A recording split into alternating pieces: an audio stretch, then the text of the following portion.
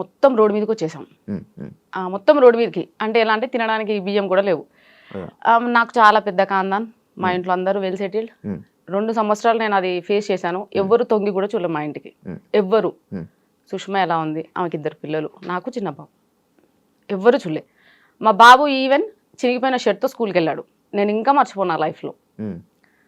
ఆ స్టేజ్లో ఉన్నప్పుడు ఎవ్వరూ రాలేదు శివ, ఎందుకు ఎవ్వరు రాలేదు. పక్కింటి ఆవిడ దగ్గర రేషన్ బియ్యం అడుక్కొని మేము పెట్టాం. అప్పుడు మా హస్బెండ్ జాబ్ చేయట్లేడని కాదు, పాపం ఒక్కరోజు కూడా బంక్ కూడా కొట్టాడు, రెగ్యులర్ గా వెళ్తాడు. కానీ ఏంటంటే అది ఆటో డెబిట్ వల్ల శాలరీ పడగానే ఆటో డెబిట్, రెంట్ ఎలా పే చేస్తాం, రేషన్, ఇవి 2 అయితే కంపల్సరీ కదా. ఒక మనిషికి ఫుడ్ అండ్ షెల్టర్ అది చాలా నీడ్, కంపల్సరీగా అది ఎలా తెస్తాం.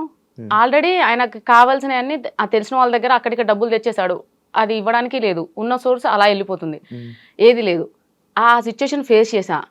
ఐ థింక్ 2 times చిన్నగా పానిక్ అటాక్ కూడా అయింది. నేను 2 times హాస్పిటల్లో పడ్డా. హాస్పిటలైజ్డ్ అయినా సరే నన్ను ఎవరు చూడడానికి రాలేదు. ఏం జరిగింది, ఏం జరుగుతుంది, అసలు 2 పిల్లలు పెట్టుకొని ఎలా సర్వైవ్ అవుతుంది ఇలాంటి సిచ్యుయేషన్. అసలు మా హస్బెండ్ 15 kgs లాస్ అయ్యాడు. మా హస్బెండ్ చెబ్బిగా బాగుంటాడు, ఇప్పుడు ఎలా ఉన్నాడు అలాగే ఉన్నాడు. ప్రెసెంట్ ఎలా ఉన్నాడో ఆ సిచ్యుయేషన్ లో అప్పుడు అలాగే ఉన్నాడు. ఆ ఫైనాన్షియల్ ఇష్యూ వచ్చాక ఎంత బక్కగా అయిపోయాడంటే ఆల్మోస్ట్ 15 kgs లాస్ అయిపోయి ఇంతే అయ్యాడు. ఎవ్వరు రాలేదండి. అతనికి పెద్ద ఖాందాన్ ఉంది, నాకు పెద్ద ఖాందాన్ ఉంది, చెప్పుకోవడానికి ఎవ్వరు రాలేరు. సొసైటీ సొసైటీ సొసైటీ అని అంటారు. ఏ సొసైటీ వచ్చిందండి? మా నాన్న నలుగురం, మేము 3 ఆడపిల్లలు, ఒక తమ్ముడు, ఆయన లారీ డ్రైవర్.